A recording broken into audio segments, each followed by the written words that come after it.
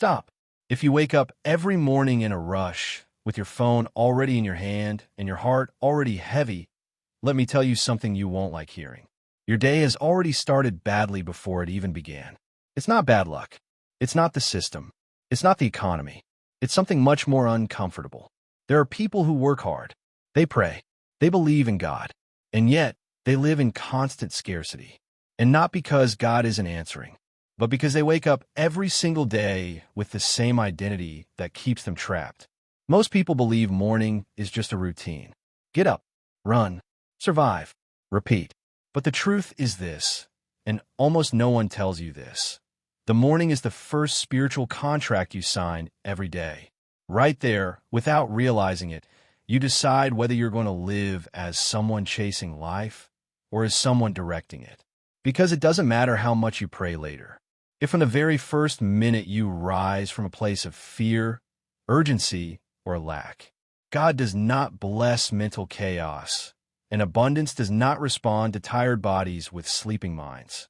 Maybe that's why you do so much and receive so little. And maybe that's why this video appeared in front of you today. Not to motivate you, but to confront you with a simple, dangerous truth.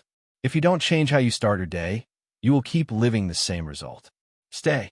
Because what you're about to hear isn't comfortable, but it can change everything.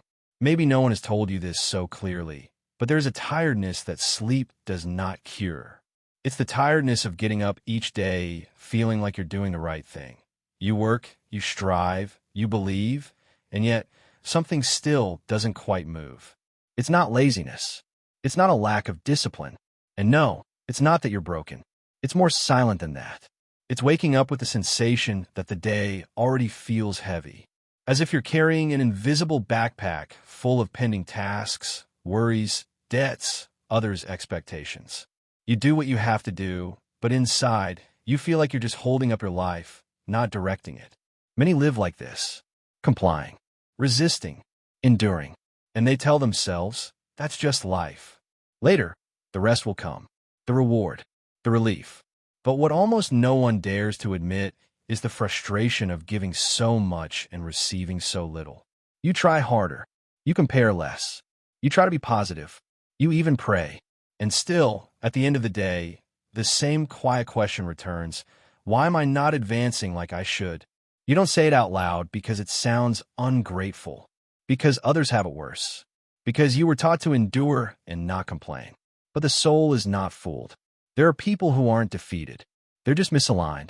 Good people, capable people, hard workers, who live below what they could, not for lack of talent, but because they learned to wake up from urgency, not from direction. And if this makes you a little uncomfortable, if you feel something inside tighten as you listen, it's not a coincidence. Because this message isn't pointing at your effort. It's pointing at the place from which you make that effort. We're not going to tell you here, everything will be okay. That doesn't transform anyone. Here, we're going to look straight at a more honest truth. Continuing to do the same thing from the same internal state only produces different versions of the same day. And if you're still here, it's not because you need more motivation. It's because deep down, you know something has to change. You just haven't been told what. And that comes now. Now comes the part many avoid. Because here, we're no longer talking about tiredness or circumstances. Here, we talk about responsibility. And it's not comfortable. The truth is this. The majority don't live in scarcity because God doesn't answer. They live in scarcity because they delegated their internal power. They grew accustomed to waiting for signs, to asking for permission, to trusting that something external would change, while inside they remain the same person as yesterday. And that, though it's not said this way, is also a form of running away. There exists a silent belief that keeps many trapped. God will decide when He blesses me. It sounds humble. It sounds spiritual, but it's incomplete. Because if everything depended solely on an external decision, then your consciousness, your word, and your identity wouldn't matter. And that isn't faith. That's passivity disguised as devotion. Real faith doesn't wait sitting down. Real faith aligns and acts from within. Here is the discomfort few accept. You can pray a lot and still live disconnected. You can believe in God and still think like someone small. You can ask for abundance while you continue to wake up with fear, urgency, and a sensation of lack. And it's not punishment. It's coherence. Life responds to the state from which you live, not to what you say you desire. Maybe no one ever told you this, but God does not respond to words repeated without consciousness. He responds to identity. He responds to internal coherence. He responds when your way of seeing yourself aligns with what you say you believe. That's why there are people who seem to have luck and others who always struggle. It's not favoritism. It's alignment. And here comes the question that is truly uncomfortable. What if God has already done his part? What if the answer is already available? But you keep waking up as someone who doesn't feel worthy, prepared, or capable of holding it. Because not everything that arrives can be retained. Not every blessing is activated in a mind that continues to live in survival mode. Accepting this hurts a little because it means letting go of the excuse of not yet. It means recognizing that no one is going to come rescue you from the outside if you remain absent on the inside. But also brings something powerful, control. Because if the problem isn't only external, then the change isn't either. This isn't a message to blame you. It's to give back to you something you may have forgotten. Your participation is indispensable. Scarcity isn't broken by waiting for a perfect moment. It's broken when you decide to stop living as a spectator of your own life. And what comes next isn't a nice idea. It's the point where you begin to understand from where a different day is built. Most believe morning is just the start of the day. But in reality, it is the first point of alignment between what you think, what you feel, and what you're going to live. It doesn't start when you get out of bed. It starts when you become conscious of who you are upon waking. That's why two people can get up at the same hour and in the day in completely different places. The morning doesn't respond to your plans. It responds to your state. If you wake up reacting, the day drags you. If you wake up assuming direction, the day organizes itself. And this isn't poetry. It's internal law. The first thought of the day isn't innocent. It's an instruction. It sets the tone. It defines perception. It conditions every decision you make without you realizing it. Many get up with urgency, with their mind already ahead on problems, on what's lacking, on what didn't work out. And from there, they try to work, believe, advance. But a day initiated from lack can only produce more of the same. It doesn't matter how much you do afterward. The starting point always leaves a mark. That's why the morning isn't improvised. It is inhabited. You enter it with presence, with internal silence, with a clear decision, not to live the day from fear or from reaction. Here, it's not about repeating empty phrases or fulfilling mechanical rituals. It's about ordering the mind before you expose yourself to the world. There are ancient words that were designed precisely for this moment, not as superstition, but as an anchor of consciousness. Words that aren't said to ask, but to remember who directs the day. It doesn't matter if you call it prayer, a psalm, or a declaration. What matters is for where you say them. If you say them from rush, they don't align. If you say them from presence, they reorder. The morning is the only moment where you haven't yet given your attention to anyone else. Not to the system, not to work, not to the news, not to problems. It is the only space where you can decide how you're going to inhabit the day before the day tries to inhabit you. When you learn to respect that instant, something changes, not outside first, but inside. The body calms. The mind clears. Identity settles. And from there, everything you do carries a different weight. It's not more effort. It's more direction. Before we continue, ask yourself with honesty, how are you entering your mornings? And what results are you accepting by not doing it differently? This is where many get confused. They believe praying is repeating words, asking for help, and waiting. But that isn't practical faith. That's waiting disguised as spirituality. And it doesn't transform. Because prayer wasn't designed to convince God. It was designed to align the person who prays. When you don't understand this, you pray, but you keep living the same. There are those who recite psalms, make petitions, even give thanks, but they do it from the same internal state of fear, urgency, and lack. And then they wonder, why does nothing change? The answer is uncomfortable, but clear. Prayer does not replace identity. If you pray from a small mind, what you activate is more of the same. The Psalms weren't written to beg from below.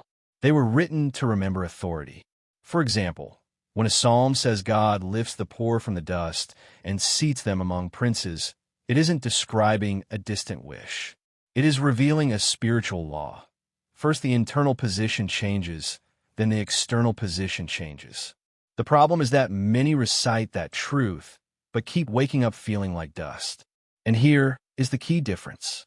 Passive faith asks for something to happen. Practical faith assumes it is already happening internally. One asks for signs. The other becomes the sign. One waits for God to do everything. The other understands that God acts through an aligned consciousness. That's why some prayers have no power. Not because they are said wrong, but because they are said from an identity that does not feel capable of holding what it asks for. It's not punishment. It's coherence. Life doesn't respond to what you say once. It responds to what you sustain every day. When you read a psalm in the morning, it's not about asking to be lifted up. It's about rising up inside while you say it. It's about speaking as someone who no longer crawls mentally. It's about declaring not from the emotion of the moment, but from an internal decision. Practical faith isn't emotional. It's positional. It's choosing from where you think, from where you speak, and from where you start the day. And when that changes, prayer stops being a religious act and becomes an internal instruction. We're not saying pray more here. We're saying something more serious. Pray differently. Pray as someone who has already understood that their participation matters. Pray as someone who no longer delegates everything. Because the faith that transforms isn't the one that waits for miracles. It's the one that becomes the ground where the miracle can be sustained. Money doesn't come to a person by chance, nor does it stay by luck. It arrives and remains when it finds an internal state capable of holding it. That's why there are people who win and lose, receive and lose it. They advance a little and fall back again. It's not a lack of intelligence or opportunities. It's identity. Money responds to who you are when no one is watching. Most were educated to chase money, to work more, to run after it, to live with the sensation that it's never enough. But everything you chase places you in a position of lack. Money doesn't follow those who run desperate. It follows those who walk with direction. And that direction is born inside. Napoleon Hill explained it with clarity. First, you decide who you are. Then you organize your thoughts. And only then do the results appear. The common mistake is wanting to change the result without changing the identity. That's why many take more courses, make more efforts, more sacrifices, but they still feel like something doesn't quite fit. Money doesn't respond to desire. It responds to coherence. It responds to how you speak to yourself, to how you make decisions, to what you accept and what you no longer tolerate. A person who perceives themselves as small negotiates small. A person who lives from urgency makes urgent decisions. A person who feels worthy acts with calm, with criteria, with vision. Here comes an uncomfortable truth. It's not about attracting money. It's about stopping running from the version of you that can hold it. Because money amplifies what's already there. If there's fear, it amplifies fear. If there's internal order, it amplifies order. If there's clear identity, it amplifies expansion. That's why working on your identity isn't a spiritual luxury. It's a practical necessity. You cannot hold abundance with a mind trained in survival. You cannot manage expansion with mental habits of scarcity. And you cannot receive with peace what, deep down, you believe you don't deserve. Money arrives when you stop asking for permission to prosper. When you no longer apologize for wanting more. When you understand that growing isn't betraying anyone, it's honoring what you were designed to do. And that decision doesn't happen at the bank or at work. It happens in silence, when you adjust the way you see yourself. When that identity is ordered, something changes. Opportunities become visible. Decisions feel clearer. Fear stops directing. And money, without you forcing it, begins to respond. Not because you called it, but because you're no longer scaring it away. Here, the focus stops being how much you earn and becomes who you are while you earn. Because when that aligns, the result no longer depends on luck or cycles. It depends on coherence. There's a part of you that doesn't want to change. Not because you're weak, but because it's accustomed to surviving. That part learned to live with little, to settle, to not expect too much so as not to be disappointed. And although it has protected you for years, today it is the same part keeping you small. To grow, something has to die. And it's not external. It's internal. The identity of scarcity doesn't always shout. Sometimes it disguises itself as prudence, as humility, as that's just how I am. It presents itself as a reasonable voice that tells you not to risk, not to dream so big, not to step out of the mold. But deep down, that voice isn't trying to protect you. It's trying to keep everything the same. Many don't realize they are more attached to lack than they admit. Lack is known, predictable. Abundance, on the other hand, demands responsibility. It demands deciding, sustaining, managing, saying no. And that scares people more than the lack itself. That's why some prefer to complain rather than assume a bigger version of themselves. Here comes a truth that hurts to accept. Not every block comes from the outside. Some blocks are maintained because letting go of scarcity would mean letting go of an identity that has defined you for years. It would mean no longer presenting yourself as the one who always struggles, who always strives, who is always about to get ahead. Because when you do get ahead, that story ends. Dying to the identity of scarcity doesn't mean despising your past. It means thanking it and leaving it behind. It means recognizing that surviving is no longer enough, that living on the edge no longer fits, that there's a new discomfort beginning to appear when you realize you could be more, but you stay the same. This process isn't noisy. It has no applause. It's internal. It's realizing that certain conversations, certain mental habits, certain small decisions no longer represent who you are called to be. It's stopping justifying yourself, stopping explaining yourself, stopping asking for permission. Here, it's not about becoming arrogant or denying reality. It's about stopping defining yourself by what you lacked. Because as long as you keep saying, I am this way because I come from here, you will keep living from that place. The identity of scarcity isn't broken with money. It's broken with consciousness. And yes, it hurts, because it implies grief. Grief for the version of you that did what it could. Grief for the excuses that accompanied you for so long. Grief for the comfort of not deciding. But that grief is necessary. Because only when something dies does something new have space to be born. If you're still here, it's not because this message is nice. It's because deep down, you know you can no longer keep being the same person expecting different results. And though it's uncomfortable, this is the real frontier between surviving and expanding.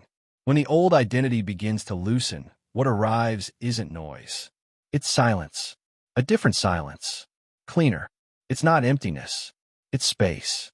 It's the moment when you no longer need to prove anything or convince anyone. You simply settle inside. And from there, everything begins to respond differently. Internal reconstruction doesn't feel like euphoria. It feels like calm, like clarity, like when you stop fighting with life and start walking with it. You no longer react the same. You no longer decide from fear. You no longer move from urgency. You begin to choose with more presence, with more discernment, with more respect for yourself. This is where prayer changes place. It's no longer used to ask for what's missing, but to affirm what has been ordered. It's no longer said from below, but from the center. And when words come from that place, they have a different weight, not because they're magic, but because they're aligned with the person pronouncing them. That's why the Psalms at this point stop being distant texts and become living declarations. When a psalm speaks of being lifted up, of being established, of being sustained, you no longer hear it as a future promise. You recognize it as a present state, not because everything is resolved on the outside, but because on the inside, you're no longer fallen. Here, you can say with calm and without exaggeration words like these. Today I rise with order. Today I inhabit my day with clarity. Today I do not walk from lack. I walk from direction, not to convince the universe, but to remind yourself who you are being now. Reconstruction doesn't seek perfection. It seeks coherence. It's not about feeling invincible. It's about feeling aligned. And when that occurs, something changes in how you see money, opportunities, challenges. You no longer see them as threats. You see them as spaces where you can respond from a firmer identity. This is the point where you stop pushing yourself and start sustaining yourself. We no longer need to flee from the past or obsess over the future. You are here, present, whole. And from there, everything that arrives finds a more stable place to stay. The new identity doesn't shout. It doesn't boast. It doesn't explain itself. It is simply lived. And when you begin to live from that place, prayer stops being an isolated act and becomes a way of inhabiting the day. By this point, understanding is no longer enough. You can comprehend everything you've heard. You can agree with your head. And yet, you could go back to the same thing tomorrow. Because real change doesn't occur when something makes sense. It occurs when you make an internal decision that you do not negotiate. And that decision isn't emotional. It's silent. This is where many turn back. Not because they don't believe, but because to decide implies closing doors. It implies stopping using certain excuses. It implies assuming that from now on, you can no longer say, I didn't know. To decide is to accept that if you go back to living the same way, it's no longer ignorance. It's a choice. A conscious decision isn't promising yourself something grand. It's something more uncomfortable, committing to the small things, to how you wake up, to what thoughts you allow in the first minutes of the day, to from where you speak, from where you work, from where you react. Because that is where the new identity is truly sustained. Perhaps you were expecting to feel a clear sign, a strong emotion, something to push you. But most of the decisions that change a life don't come accompanied by noise. They come with a quiet certainty that says, up to here living on autopilot, up to here justifying myself, up to here waiting for something external to do what it's my job to order within. This decision isn't announced. It isn't published. It isn't explained. It is practiced.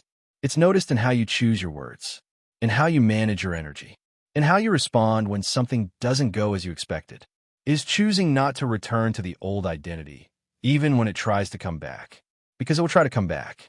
It always does. Here, it's not about being perfect starting tomorrow.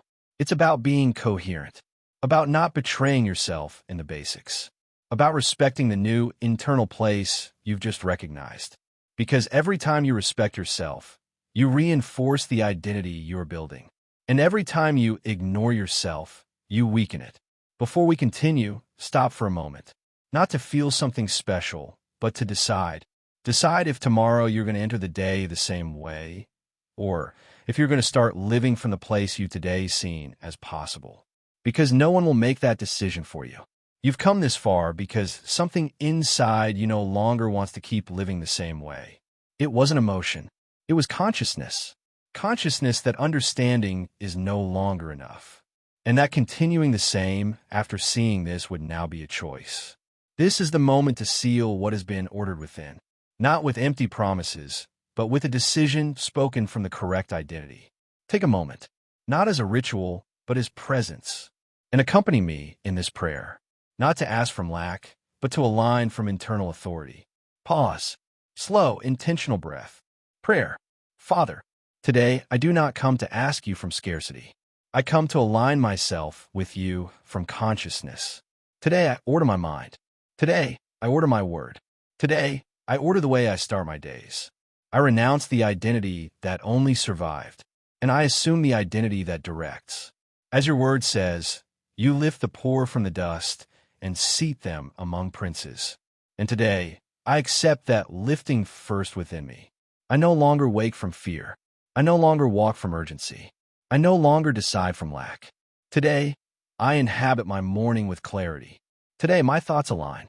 Today, my decisions become firm. I declare that my faith is practical, that my word has weight, that my life responds to the order I establish today. I rise with direction. I walk with purpose. And I receive with responsibility what I am prepared to hold. Amen. Long pause. Silence help. Breathe. Not to feel something special, but to recognize the internal place from which you just spoke. This wasn't a passing emotion. It was a declaration of identity. And every sustained identity begins to reflect itself in decisions, habits, and results. If this prayer resonated with you, seal this moment with a simple, conscious action. Write in the comments, today, I choose to live aligned. not for others, for you.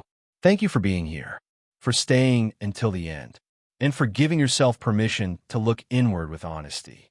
This is the code of Napoleon Hill. Thank you for walking this process with consciousness. Napoleon inspires.